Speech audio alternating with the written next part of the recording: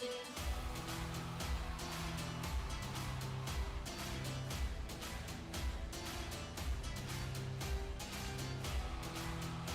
Everyone, welcome to एजुबॉक्स।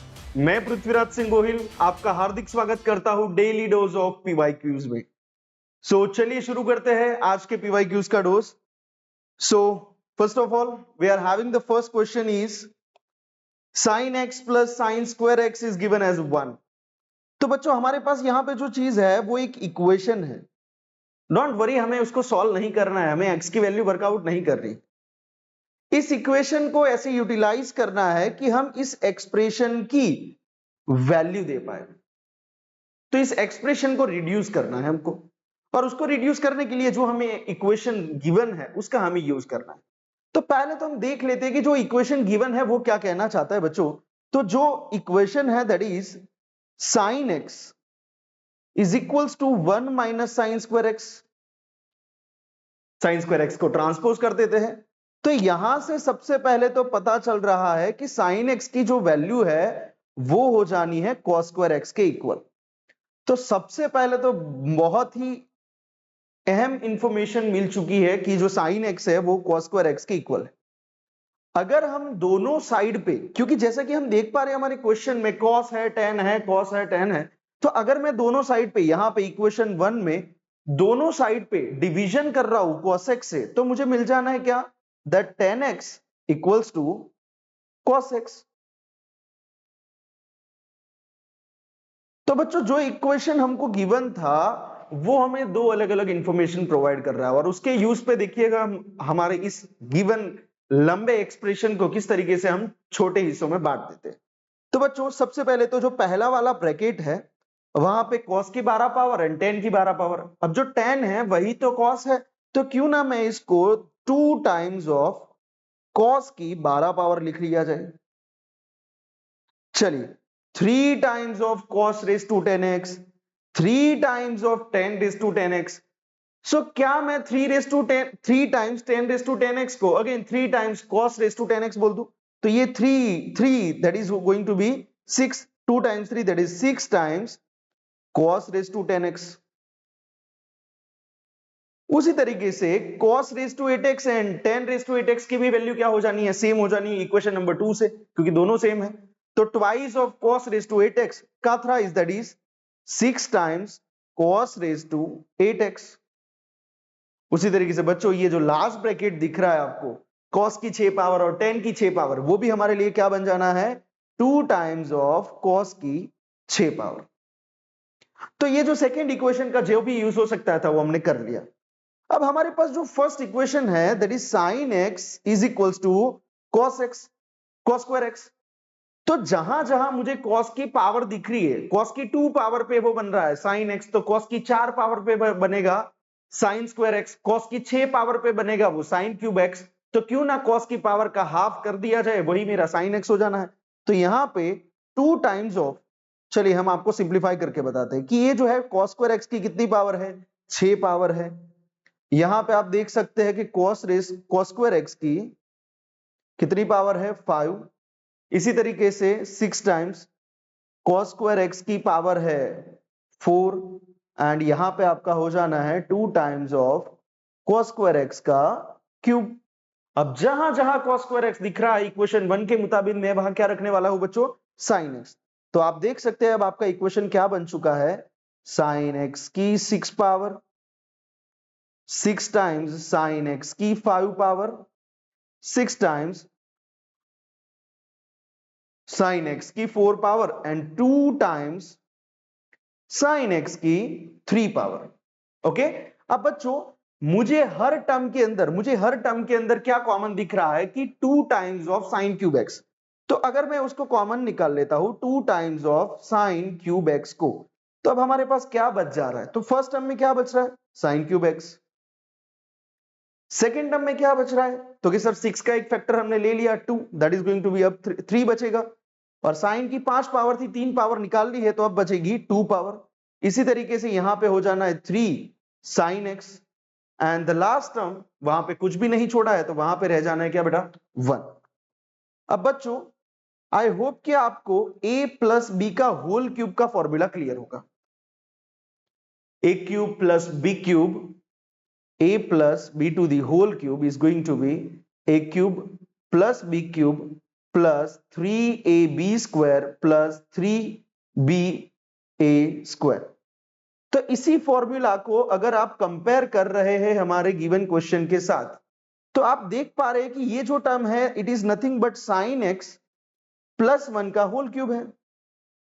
ठीक है, is it? तो अब आप देखिए कि अगर मैं इस साइन एक्स की 3 पावर और उस ब्रैकेट की 3 पावर है, तो क्यों ना मैं उनकी 3 पावर को कॉमन रख लिया जाए और उनके बेस का क्या कर दिया जाए, प्रोडक्ट।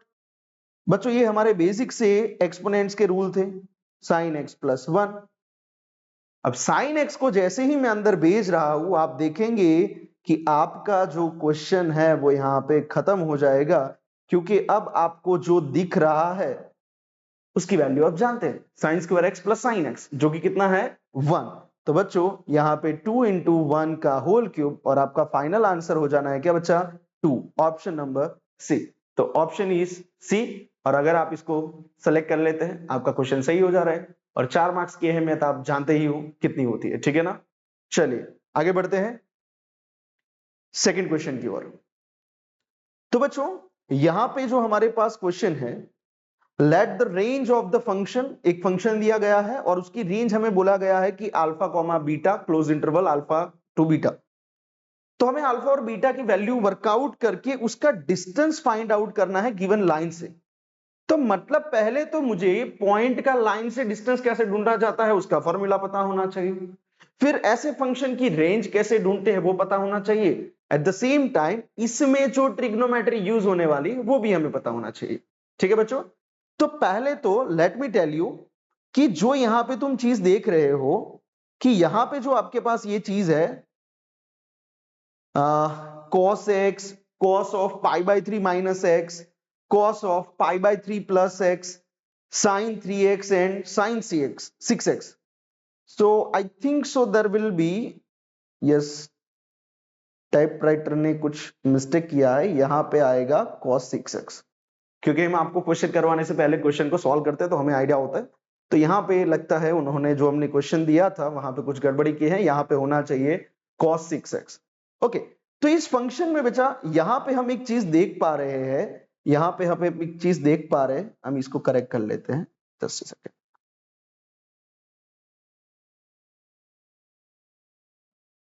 वाओ, अगर हम चीज को सही तरीके से दौड़ाते हैं तो हमें यहाँ पे थोड़ा ना टेक्निकल हेल्प मिल ही जाता है। अब देखिए, अब लग नहीं रहा है कि वो कैंसिल वगैरह किया हमने।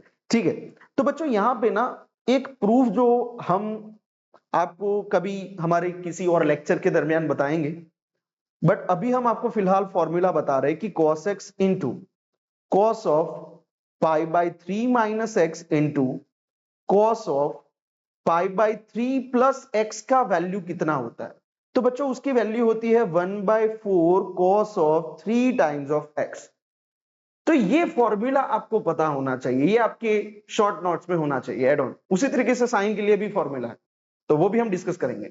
इसका प्रूफ भी बहुत सिंपल वे में हो सकता है, आप खुद भी कर सकते हैं। ठीक है, आप सिंपल सा एंगल वाला अपना फॉर्मूला यूज कीजिए और इसको सिंप्लीफाई कर सकते हैं, बट फिलहाल हम इसका डायरेक्ट यूज करने वाले हैं।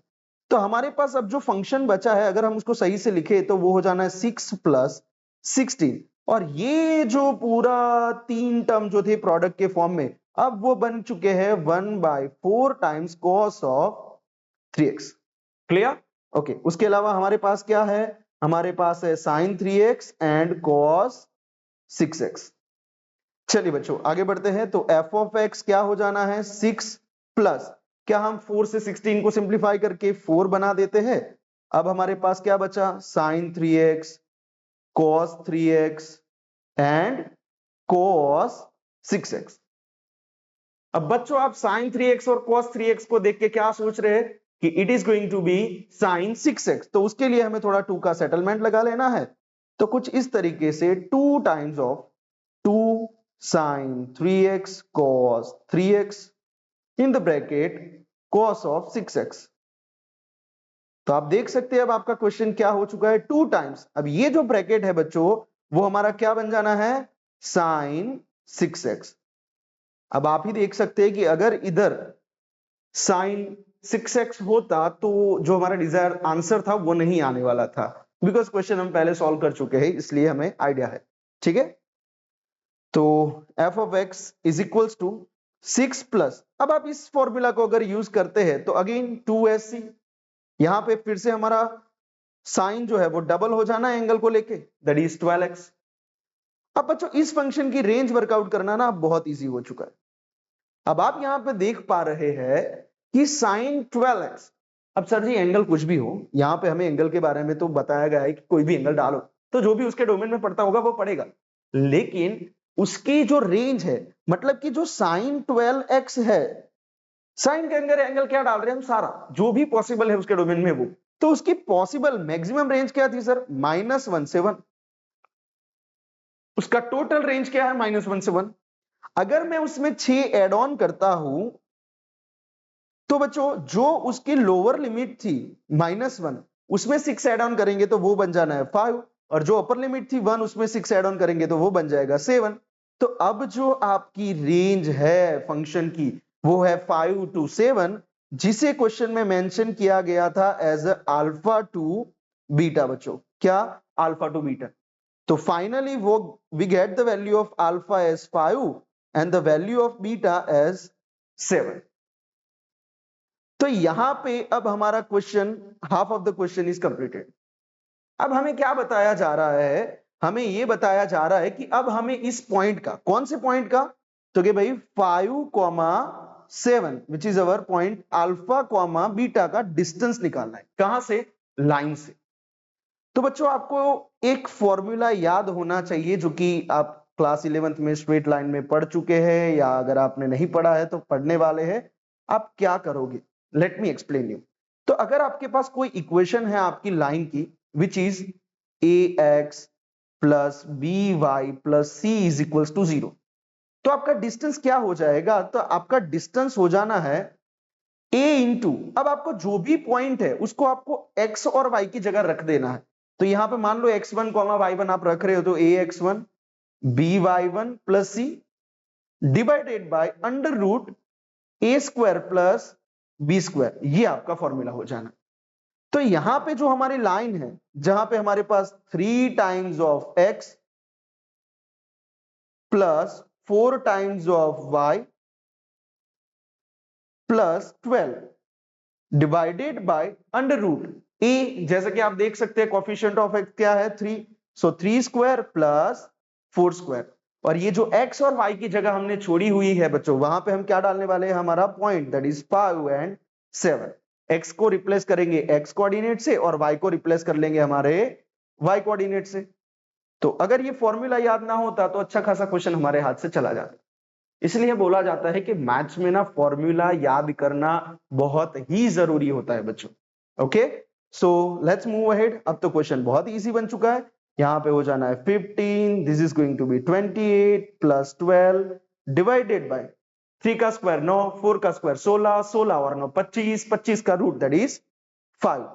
सो d is equals to 28 and 12, that is going to be 40, that is going to be 55 by 5। तो यहां पे अब जो हमारा डिस्टेंस बन रहा है बच्चों वो कितना बन रहा है, 11। सो 11 is the correct answer, option A is going to be your answer। ठीक है ना। तो आप देख सकते हैं कि कितने सारे कंसेप्ट यूज हुए यहाँ पे। एक तो मोस्ट इंपॉर्टेंट प्रॉपर्टी यहाँ पे यूज हुई है जो कि आपने याद रखी हुई होनी चाहिए। दूसरा, आपको रेंज वर्कआउट करता आना चाहिए। तीसरा, ट्रिग्नोमेट्री के बेसिक फंडामेंटल यूज आपको पता होना चाहिए। एंड ज्योमेट्री से हमने यहाँ पे क्या करा हुआ है कि ज्योमेट्री से हमने यहाँ पे फॉर्मूला का जो है वो हमने एड ऑन किया हुआ है। ठीक है, चलिए तो आगे बढ़ते हैं नेक्स्ट क्वेश्चन की ओर, आगे बढ़ते हैं नेक्स्ट क्वेश्चन की ओर। Okay, oh wow, it's a very basic question. हमारे पास यहाँ पे चंद वैल्यूज है और इसे सिंप्लीफाई करना है। बट अगर आप ध्यान से देखें बच्चों तो यहां पे ये जो एक्सप्रेशन है इसे हमें सही से समझना होगा। ठीक है ना। तो ये टर्म कहां देखने को मिलती है, कॉट अल्फा कॉट बीटा -1, तो ये फॉर्मूला अगर आपकी शॉर्ट लिस्ट में एडेड है, that is cot of alpha plus beta is equals to cot alpha cot beta minus 1 divided by cot beta plus cot alpha। ठीक है बच्चों, तो इसके अंदर जो न्यूमरेटर है वो हमें गिवन है, तो उसका हमें यूज करना पड़ेगा यहाँ पे। तो क्यों ना मैं इसको एज अ फॉर्मूला ही यहाँ पे बना दूं, तो मुझे पता चल रहा है कि cot alpha into cot beta minus 1 की वैल्यू क्या हो जाएगी, cot of alpha plus beta, it is going to be multiplied with what, cot beta plus cot alpha. Okay, ठीक है।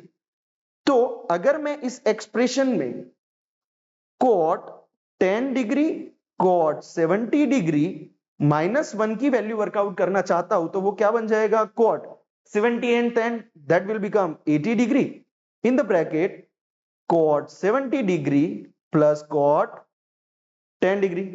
यहां तक क्लियर है बच्चों? तो इस चीज को हम यूज करने वाले हैं आगे। ठीक है, चलिए तो हम देख लेते हैं कि हमारे पास क्या क्या चीजें पड़ी हुई है। तो हम देख सकते हैं यहां पे है साइन 70 डिग्री इंटू अभी अभी हमने इस ब्रैकेट की वैल्यू वर्कआउट की है, और जो वैल्यू है वो क्या है बच्चों, cot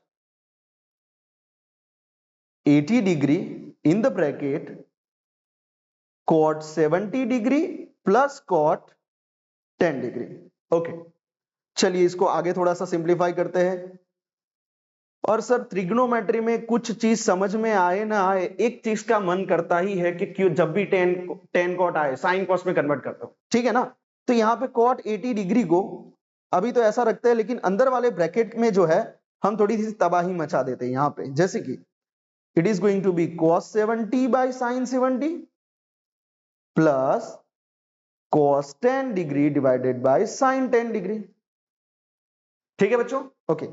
सो अब हमारे पास क्या बचता है, sin 70 degree in the bracket cot 80 degree into, अब आप देखिए न्यूमरेटर में हम क्या कर रहे हैं ना, क्रॉस मल्टीप्लीकेशन कर रहे हैं। हम न्यूमरेटर में क्या करने वाले हैं, क्रॉस मल्टीप्लीकेशन।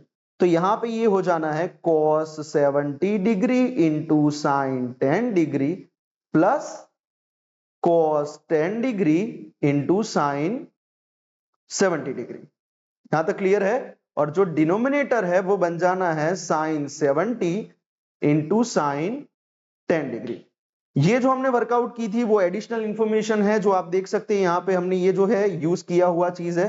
तो इसको जो है हम अभी मिटा रहे ताकि आपका फोकस यहाँ पे बना रहे। आप इस चीज को वीडियो जो है वो रिवाइंड करके आप इसे नोट डाउन कर सकते हैं बच्चों, ठीक है। अभी आप खाली यहाँ पे फोकस करेंगे, ओके। चलिए, तो अब आप देख सकते हैं कि sine 70 degree and sine 70 degree simplify हो जाएगा।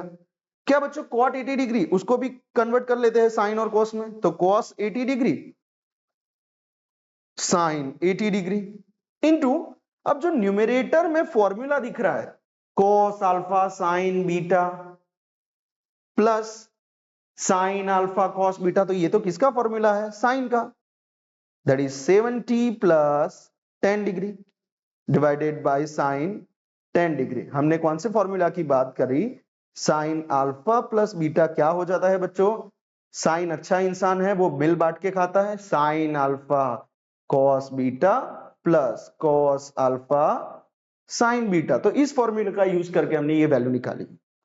अब बच्चों sine 80 degree and sine 80 degree क्या हो जाना है, कैंसर।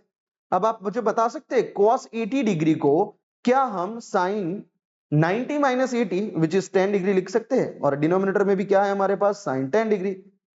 टेंडेड है, आंसर हमारा आ चुका है, और आंसर हमारा कितना आया बच्चों, 1, ऑप्शन सी। कैसा है क्वेश्चन, सही वे में अगर हम आगे बढ़ते हैं, फॉर्मूला जो हमारे क्लियर है तो हर क्वेश्चन बन रहा है। हम ये आज हमारा तीसरा दिन है और हम अच्छे खासे क्वेश्चन कर रहे हैं, है ना। चलिए आगे बढ़ते हैं, ओके। साइन एक्स का वैल्यू गिवन है, बताया जा रहा है कि x जो है वो थर्ड क्वाड्रेंट के अंदर है, और हमें tan x और cos x की वैल्यूज को लेके एक एक्सप्रेशन सिंप्लीफाई करना है। बहुत ही इजी होने वाला है बच्चों क्वेश्चन। कैसे कर सकते हैं, तो यार देखो 10th में ना जब आपको कोई फंक्शन की वैल्यू गिवन थी तब आप कैसे वर्कआउट करते थे, साइन x की वैल्यू है -3/5, अब ये नेगेटिविटी इसलिए आई है, नेगेटिव साइन इसलिए आई है क्योंकि वो थर्ड क्वाड्रेंट का एंगल है, ठीक है। बट अगर मैं खाली साइन एक्स की बात करूं, अगर मैं ट्राइंगल बनाऊं एक राइट एंगल और अगर उसमें मैं एक्स एंगल को मेंशन करूं, है ना, आप जानते ही है कि थर्ड वाले एंगल को हम क्या लिखते हैं, पाई प्लस थीटा। तो मैं उस थीटा की बात कर रहा हूं। तो अगर मैं इस एंगल पे बात करूं बच्चा, तो यहां पे मुझे क्या मिलना है, opposite side divided by hypotenuse दिया गया है। तो अगर आप थोड़ा पाइथागोरस थ्योरम लगाएंगे तो ये एडजेसेंट साइड कितने मिल जाएगा आपको, 4। अब आप ही मुझे बता दीजिए कि यहां से आपको क्या पता चल रहा है कि आपके 10x की क्या वैल्यू होने वाली है। 10x इज what, opposite upon adjacent which is going to be 3/4।